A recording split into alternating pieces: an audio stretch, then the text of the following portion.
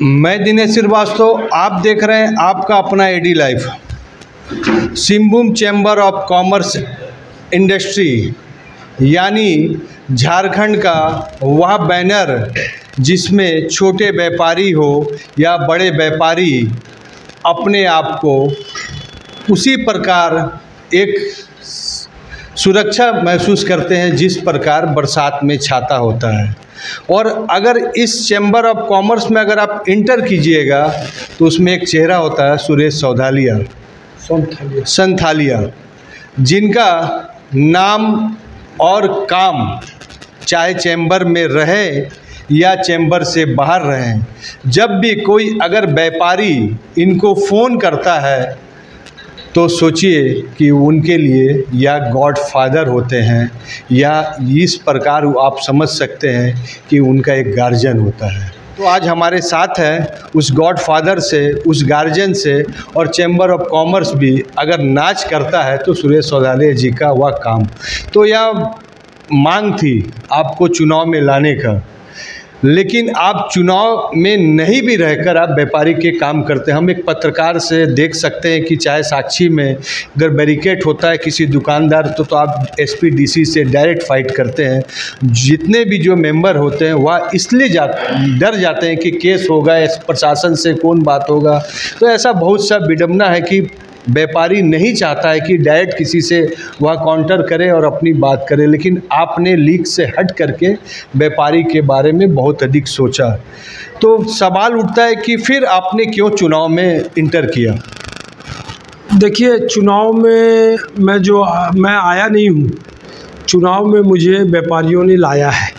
सर्वप्रथम मैं बात क्लियर कर देता हूँ कि चुनाव में मैं आया नहीं हूँ, मैं अपने मनसा से नहीं आया हूँ, मुझे व्यापारियों ने लाया है। चैम्बर का कार्यकाल 2 साल का एक टर्म होता है जो पूरा हुआ। तो वर्तमान जो कमेटी है, जो 11 सदस्यीय कमेटी है पदाधिकारियों की, उनमें से 9 सदस्य मेरे पास मेरे ऑफिस कार्यालय में आए और उन्होंने कहा कि हम सभी आपके नेतृत्व में चुनाव लड़ना चाहते हैं। हम बोला भाई वो भी मेरी टीम थी, ऐसा क्या हो गया जिससे आप लोगों मेरे को दोबारा चुनाव लड़ने के लिए प्रेशर कर रहे हैं। सबने ये कहा कि एक विश्वास जो था आपके साथ, वहाँ वो विश्वास हम लोग के पास नहीं है। वो एक विश्वास उत्पन्न नहीं कर पा रहे हैं हमारे वर्तमान अध्यक्ष। तो फिर उन्होंने कहा कि नहीं, आपको प्रेशर करने लगे कि नहीं आपको लड़ना ही होगा। तो मैंने कहा मुझे भाई समय दीजिए, मैं कुछ दिन सोचूंगा, विचारूंगा, उसके बाद आपको बता पाऊंगा। तो फिर मैंने कुछ सीनियर लोगों से, कुछ व्यापारियों से, कुछ कमेटी मेंबर जो वर्तमान में थे, जो पुराने लोग थे, उनसे चर्चा किया। तो उन्होंने कहा कि एक चैम्बर में जो लीडरशिप वैक्यूम हो गया है, कि जो व्यापारियों के लिए जो काम होना चाहिए था, व्यापारियों के लिए जो काम होना था वह काम नहीं हो रहा है। आज बाकी सब कुछ ठीक है, लेकिन व्यापारियों के लिए, छोटा व्यापारी चैम्बर का सीढ़ी नहीं चढ़ पा रहा है। उनका बहुत सा डिमांड है जो पूरा नहीं हो पा रहा है। आज सबसे बड़ा जो खतरा हम लोग का छोटे व्यापारियों के पास है, ऑनलाइन व्यापार का खतरा है। वर्तमान व्यापारों की जो दुर्दशा है, जो बाज़ारों की दुर्दशा है, वो सब भी आप देख रहे हैं। चाहे वो साक्षी बाज़ार हो, चाहे गोलमुरी बाज़ार हो, चाहे जुस्कलाई बाज़ार हो, वो सब की दुर्दशा आप तो सब इन सबों पर चिंतन हमको लगा कि उनका जो कहना है वो वाजिब है। और फिर से एक सशक्त नेतृत्व देने के लिए मैं उनका रिक्वेस्ट को अस्वीकार नहीं कर पाया। और मुझे व्यापारी, चूँकि आप जानते हैं मेरा ये हॉबी है कि मैं व्यापारियों के दर्द को नहीं देख पाता हूँ, तो मैंने ये निर्णय लिया कि मैं आप सबों की काम के लिए मैं ज़रूर उपस्थित हूँगा। अगर आपको अध्यक्ष पद मिल जाता है तो सबसे पहले क्या क्या समस्या है छोटे व्यापारी को, उसको आप आगे रख के उसको समस्या को कम करने के लिए आप कोशिश कीजिए। देखिए, सवाल आपका बहुत गंभीर है और जवाब भी पूरी गंभीरता से मैं दूंगा उसका, कि सही में आज छोटा व्यापारी के लिए चैलेंजिंग बहुत ज़्यादा है। अभी एक छोटा सा उदाहरण आपको देते हैं कि कैट से हम लोग जीएसटी काउंसिल में बराबर ये हमर कर रहे थे, ये लड़ाई लड़ रहे थे कि जीएसटी का ट्रिब्यूनल इंडिया के, भारत के सब स्टेट में बनना चाहिए। और ये पिछले 1.5-2 साल से कैट बराबर मंत्रालय में फाइनेंस मिनिस्टर को पत्र लिख रहा था, और वो अब जाके 3 दिन पहले उन्होंने पूरा किया। हर स्टेट में अब ट्रिब्यूनल बनना प्रारंभ हो गया है। तो उससे फ़ायदा क्या होगा? अब जीएसटी में कुछ भी मेरा प्रॉब्लम होगा तो हम झारखंड स्टेट में जाके केस कर सकते हैं। अभी क्या था, सेंट्रल गवर्नमेंट में पूरा हम लोग को निर्भर होना पड़ रहा था। तो दिल्ली का दरवाज़ा कोई मतलब मेरे पास मापदंड ही नहीं था कि हम कुछ डिस्प्यूट होने से हम कहाँ जाएँ। मतलब हमको लग रहा था कि हम तो फिर कटघरा में खड़ा हो गए। लेकिन आज सरकार ने उस चीज़ को हम लोग का स्वीकार किया और एक ट्रिब्यूनल का सब स्टेट में बनाने का निर्णय लिया। ये स्वागत योग्य है। और इसमें पहल चैम्बर से भी और कैट से बहुत ज़्यादा थी, और उसको सरकार ने मांगा। देखिए बहुत बड़ा हम लोग को हुआ। प्लस जीएसटी में सरलीकरण की लगातार बात कर रहे हैं, और उसको चूँकि स्टेट का इसमें बहुत बड़ा मसला नहीं है। जीएसटी काउंसिल मतलब सेंट्रल गवर्नमेंट का होता है, और उसमें कैट जैसी संस्था और उसमें कैट जैसी ऑल इंडिया संस्था की बात सुनी जाती है। क्योंकि एक सदस्य उसमें हमारे कैट के ऑल इंडिया जनरल सेक्रेटरी भी है उसमें है। तो निश्चित रूप से जो सरलीकरण की बात है वो बराबर हम लोग के द्वारा हमर किया जा रहा है, उठाया जा रहा है। और देखिए नए नए जो कानून भी बन रहे हैं कि ईज डूइंग बिजनेस, कैसे आसान तरीक़ा से हम बिजनेस कर सके, उसको लेके भी कितने कानून को अभी इन्होंने निरस्त किया। अभी आप सामने जो लोकसभा सेशन चला उसमें कितने कानून को पीयूष गोयल जी ने निरस्त किया। तो ये काम चल रहा है कंटिन्यू, और निश्चित रूप से जब हम उनके साथ कोऑर्डिनेट करेंगे तो यहाँ के व्यापारियों को फ़ायदा ज़रूर मिलेगा उनका। बहुत बड़ी मांग है Adityapur industrial chamber of commerce में। टाटा ग्रुप के एमडी भी आते हैं, और छोटी इंडस्ट्री, छोटे व्यापारी और आदितपुर इंडस्ट्री एरिया भी जुड़े हुए हैं। वहाँ पर मेन समस्या अधिक है कि बिजली की। हजारीबाग, गिरिडीह में बिजली का अलग रेट है, इधर आदितपुर इंडस्ट्रियल में अलग रेट है, जिसको का बहुत अधिक महंगा बिजली होता है। तो वहाँ पर बिजली, पानी, रोड, ये सब का अधिक मांग आता है। तो उसके लिए भी आप कुछ आवाज़ उठाएंगे? नहीं, निश्चित रूप से देखिए बिजली का समस्या से, चूँकि मैं वर्तमान कमेटी में उसका को चेयरमैन था, अभी इंडस्ट्री सब कमेटी का मैं को चेयरमैन था, और निश्चित रूप से बराबर उस मीटिंग में मैं रहता था, उसको चेयर करता था। तो वहाँ व्यापारी लोगों की, चाहे वो छोटा व्यापारी हो, चाहे लघु व्यापारी हो, चाहे मीडियम स्केल का व्यापारी हो, बिजली एक बहुत बड़ा मुद्दा बना हुआ था। जब नियामक आयोग द्वारा चैम्बर में टैरिफ बढ़ाने के लिए जब यहाँ आया, नियामक आयोग की जब यहाँ बैठक हुई, तो निश्चित रूप से वहाँ पर देखिए प्रथम बार व्यापारियों ने खुलकर उस टैरिफ का विरोध किया। और अभी जो वर्तमान टैरिफ है वो टैरिफ बहुत बढ़िया टैरिफ है, उसमें इंक्रीज करने का कोई सवाल ही नहीं उठता। बहुत बड़ी मांग है चैम्बर ऑफ कॉमर्स और इंडस्ट्री के लिए। जो आदितपुर एक्सेलरी इंडस्ट्री है वहाँ पर रोड ठीक से व्यवस्था नहीं है, वहाँ पर प्रशासन के द्वारा चोरी बहुत अधिक होते हैं। आपके जो बहुत सा टीम है इंडस्ट्री, उनके चोरी होते हैं। तीसरी समस्या की बिजली की समस्या। तो ये सब तीनों समस्या के लिए आपने अब कभी आवाज़ उठाया क्या? आपने उसके लिए कुछ कदम आगे, अगर जीत जाते हैं तो आप उसके लिए कुछ कीजिएगा? देखिए आप सब इस बात का गवाह है, मुझे तो बताने की जरूरत, पत्रकार ही इस बात का गवाह है कि हमारा जो वर्किंग स्टाइल है वो 24/7 है। आप कभी भी ट्राई कर लीजिए, रात में 1 बजे फ़ोन करके हम 2 घंटे में वो फ़ोन उठा लेते हैं।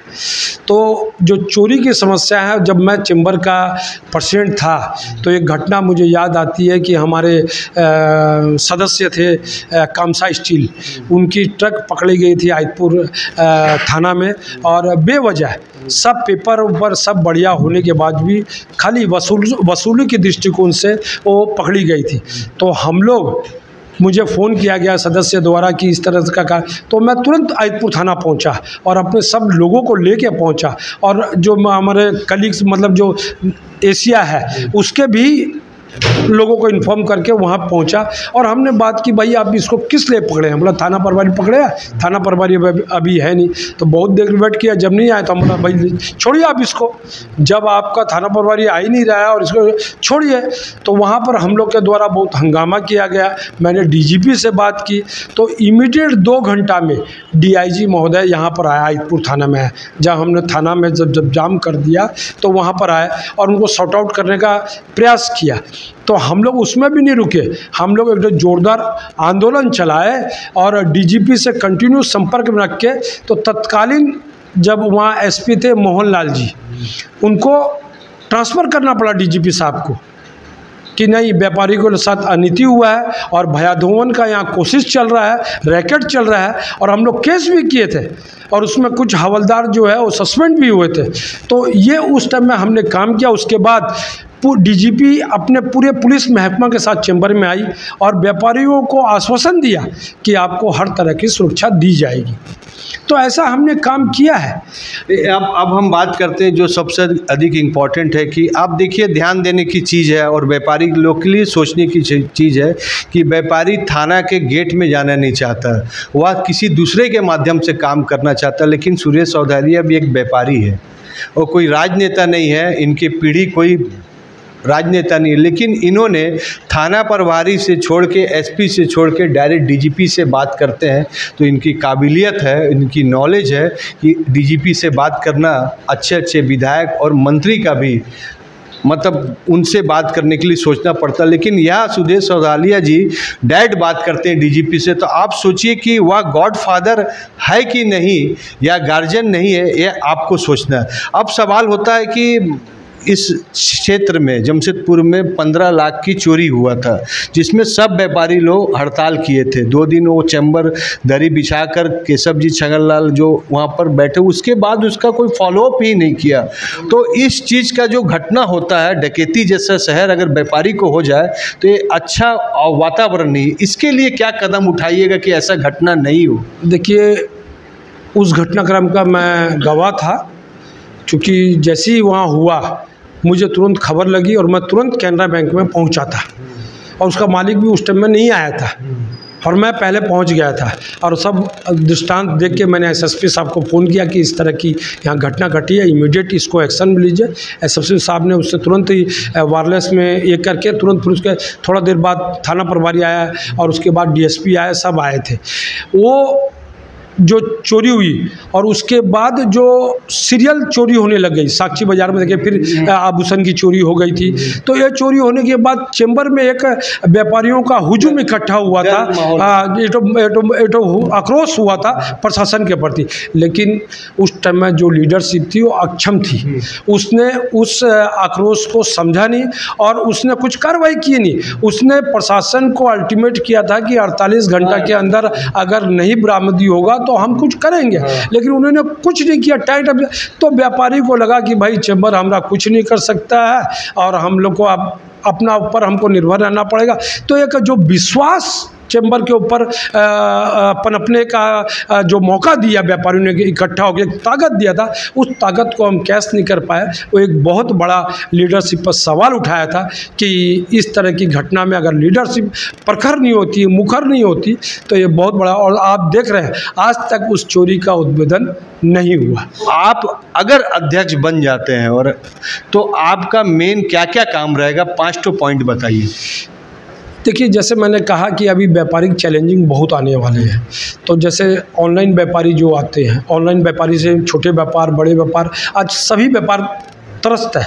तो ऑनलाइन व्यापार से हम किसी को रोक नहीं सकते। ऑनलाइन व्यापार आज सभी को करना। देखिए, एक चीज़ है कि छोटा व्यापारी हो चाहे मीडियम व्यापारी हो चाहे बड़ा व्यापारी, आज का दिन सभी को डिजिटलाइज होना पड़ेगा। और डिजिटाइज होने के लिए हमको व्यापारियों को एजुकेट करना पड़ेगा। लेकिन इस तरह का कभी कोई सेमिनार किया ही नहीं गया।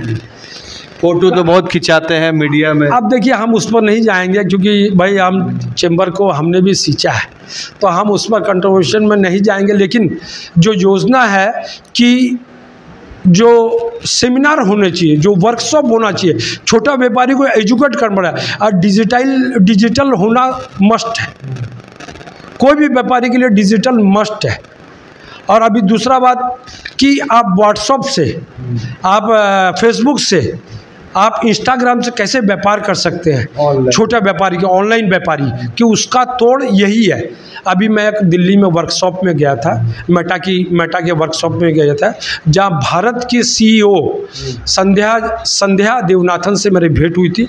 उस वर्कशॉप में मैं भी था, मैंने भी ट्रेनिंग लिया, मुझे सर्टिफिकेट मिला है। तो मैं सोचा कि जब मैं अगर मुझे मौका दिया व्यापारियों ने, तो निश्चित रूप से अक्टूबर महीना में जब मैं अगर मौका मिला तो मैं इस तरह का वर्कशॉप करा के छोटा व्यापारियों को एजुकेट करूंगा और उनको व्यापार करने में सुगमता होगी कि 5 किलोमीटर के रेडियस में वो कैसे व्हाट्सएप से, कैसे इंस्टाग्राम से, कैसे फेसबुक से वो व्यापार कर सकते हैं। मतलब डिजिटल के लिए आप काम करेंगे एकदम। और एक मांग बहुत बड़ी होती है कि व्यापारी लोग के पास सबसे बड़ी चीज़ की मेडिकल फैसिलिटी, छोटे व्यापारी हो, अचानक कुछ घर में भगवान न करे किसी को कुछ हादसा हो जाता, तो यहाँ पर सराउंडिंग में अच्छे हॉस्पिटल नहीं है।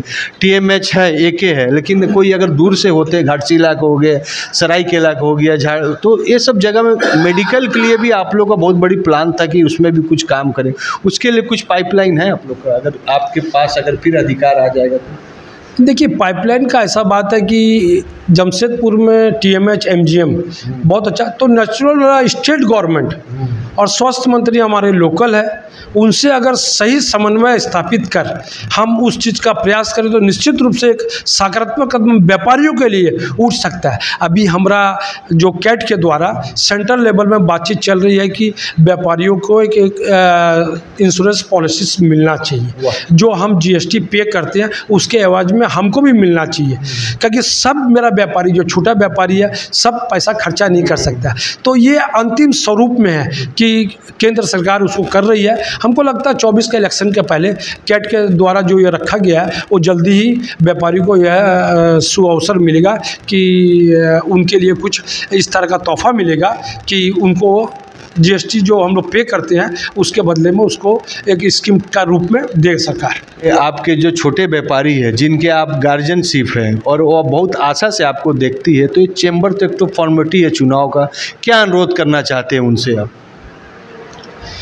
नहीं, देखिए, चैम्बर में अभी नया जनरेशन का भी आगमन होना चाहिए और अनुभव वाले लोगों का भी होना चाहिए, क्योंकि चैम्बर में अनुभव होगा तभी आप एक पूल का काम कर सकते हैं। मान लीजिए केंद्र सरकार है, राज्य सरकार है, प्रशासन है, उसके बीच में पूल का काम करना है, तो उसमें आपका अनुभव होना बहुत ज़रूरी है। और ऊर्जावान जो लड़के हैं, जो यंग एंटरप्रेन्योर है, यंग व्यापारी है, उनको भी आना चाहिए, क्योंकि टेक्नोलॉजी के बारे में उन्हीं को अपडेट करना है, टेक्नोलॉजी की उन्हीं को समझाना है। इस तरह के सेमिनार्स अभी तक हुए नहीं, और हम कैट के माध्यम से हम इस तरह के 10, 15, 20 सेमिनार हम चैम्बर में करा देंगे कि देखिए आने वाला समय टेक्नोलॉजी है, जो टेक्नोलॉजी अपनाएगा व्यापारी वो आगे बढ़ेगा। और हमारा जमशेदपुर में ऐसा बहुत से व्यापारी है जो टेक्नोलॉजी अपना के आज अपने को स्टैंड कर दिया है, अपने को स्टैंड किया है। तो वो सबको हम जमशेदपुर या झारखंड का आइडियल बनाएंगे और उनको चैम्बर में बुलाएंगे कि किस तरह से आपने अपने को टेक्नोलॉजी अपना के अपने को इतना इस्टेब्लिश किया है, हमारे दूसरे व्यापारी को भी आप बताएं। निश्चित रूप से उनसे उनका लाभ दूसरा व्यापारी को मिले और वो भी उससे सीख के आगे बढ़ने का इस तरह का प्रयास करते हैं। चुनाव कब होगा और वो कुछ टेक्निकल से होगा, कैसे उसका काउंटिंग होगा और उसका क्या दिशा निर्देश, वो भी थोड़ा आप जानकारी दे दीजिए सभी व्यापारी को। देखिए, चुनाव तो इस बार जो हम लोग का होगा रिमोट वोटिंग से होगा और वो 23 तारीख 23, 24, 25 को सुबह 10 बजे से 5 बजे तक चलेगा, जिसका OTP और पासवर्ड आपको आपका अगर करेक्ट मोबाइल नंबर है उसमें आएगा और आपका ईमेल ID में आएगा। उसके ज़रिए आप घर बैठे वोट कर सकते हैं। अगर किसी का मेल ID दुरुस्त नहीं हुआ चैम्बर में या मोबाइल नंबर गलत प्रिंट हो गया तो वैसे व्यक्ति 26 तारीख को वेन्यू वोटिंग चैम्बर में आके कर सकते हैं। सुबह 11 बजे से लेकर 4 बजे 5 बजे तक जो भी समय रहेगा वो कर सकते हैं। तो इसमें मेरा सभी वोटरों से एक आग्रह होगा कि वो अपना OTP, अपना पासवर्ड किसी को बना दे। मतदान आपका अधिकार है, आप उस अधिकार का प्रयोग अवश्य करें और जो चैम्बर का भला कर सके, जो चेंबर को ऊंचाइयों पर ले जा सकते हैं, ऐसा कैंडिडेट को आप चुने। उसमें कहीं ये नहीं है कि आप मुझे वोट दें, लेकिन आप चेंबर का बारे में सोचिए कि जो चेंबर को गति दे सके, चेंबर के व्यापारियों के साथ 24/7 खड़ा रह सके, चेंबर के व्यापारियों के दुख दर्द में खड़ा हो सके, वैसा व्यापारियों को आप दे। किसी का बहकावा में आके आप किसी को OTP और पासवर्ड ना दें। ये जो सॉफ्टवेयर है, जो टेक्निकल जो चीज़ आप बता रहे हैं, नया टाइप का चुनाव हो रहा है जमशेदपुर के लिए भी, जितने भी संस्था वो भी सीखे। ये जो पूरी जो IT जो टीम है, कहाँ की टीम है, एक इनका क्या एक्सपीरियंस है चुनाव के बारे में, उसके बारे में जानकारी थोड़ा। देखिए, ये बहुत ही फुल प्रूफ योजना है और ये CDSL है, एक संस्था है जो सेबी के अंडर में आती है। और जितनी बड़ी कंपनियां हैं जो आपको लिस्टिंग कंपनियां हैं, वो सब का ये लोग शेयर धारकों का वोटिंग, ऑनलाइन वोटिंग कराती है। तो इसके कार्य प्रणाली का प्रश्न चिन्ह कहीं नहीं हो, कोई भी नहीं उठा सकता है, क्योंकि ये बहुत साउंड प्रूफ इनका कार्यविधि होता है। तो निश्चित रूप से जो CDSL है उसकी विश्वसनीयता है और वो फुल प्रूफ योजना के साथ वो सबको रिमोट वोटिंग के लिए पासवर्ड और OTP जनरेट करता है। नया जो अध्यक्ष बनेंगे वो कब तक पदभार ले लेंगे? कंपनी एक्ट में ये है कि सितंबर तक, 30 सितंबर तक हम एनी हाउ चुनाव करा देने हैं। 1 अक्टूबर से वो पदभार ग्रहण, नया कमेटी कोई भी आएगी वो पदभार ग्रहण करेगी। 1 अक्टूबर और उसके बाद 2 अक्टूबर गांधी जी का जयंती, और सबसे बड़ा चीज़ कि इनका भी जन्मदिन है। तो जन्मदिन तो एक फॉर्मेलिटी है, वो सबका जन्मदिन मनाना चाहिए, लेकिन व्यापारी के लिए बहुत ही कठिन समय है। 2024 की तैयारी हो चुकी है, सभी पार्टी अब उस चीज़ में जा रहे हैं जिसकी कल्पना आप नहीं कर सकते हैं। और व्यापारी का मेन समय यही है कि वह सरकार से, जो आने वाली सरकार है, उनसे अपनी सुरक्षा के लिए, अपनी व्यापार के लिए वह कितनी मांग अपनी कर सके, और इसमें भी एक्सपीरियंस की ज़रूरत है। और सुदेश सौधालिया जी सिर्फ चैम्बर ऑफ कॉमर्स के गार्जियन नहीं है, हमें लगता है कि जमशेदपुर और झारखंड के लिए भी एक एम्बेसडर है, एक व्यापारी के लिए गॉडफादर है, क्योंकि इनको रहना, इनका एक्सपीरियंस सीखना बहुत ज़रूरी है। क्योंकि जिनका 24 घंटा फ़ोन ऑन रहता है, व्यापारी के लिए भी, और जो व्यापारी नहीं है वह भी फ़ोन कर सकते हैं, क्योंकि यह हर दुख दर्द में खड़ा होते हैं। तो यह चुनाव सिर्फ चुनाव नहीं है, आने वाले व्यापारी का भविष्य की योजना है। तो आपको डिसाइड करना है कि आप कैसा प्रतिनिधि चुन रहे हैं। लेकिन चैम्बर का चुनाव में आपको सभी को आपको वोट देना, और यह चुनाव अनोखा चुनाव होगा, या ऑनलाइन चुनाव होगा, या चुनाव को कवर किया जाएगा और वो टेक्निकल को भी समझा जाएगा और समझाने का कोशिश किया जाएगा कि ये चुनाव संस्था के लिए, जितने भी संस्था है उनके लिए भी एक कॉस्ट कंट्रोल करने का, और एक तो साधारण जो चुनाव है ट्रेडिशनल चुनाव से हट के ऑनलाइन चुनाव की ओर जाने वाला भी एक चुनाव है। तो आप अनुरोध है कि यह चुनाव में नज़र गड़ा के रखिए और व्यापारी को बहुत ध्यान देने की ज़रूरत है कि अच्छे कैंडिडेट को चुनिए। AD लाइव के वीडियो को लाइक कीजिए, चैनल को सब्सक्राइब कीजिए।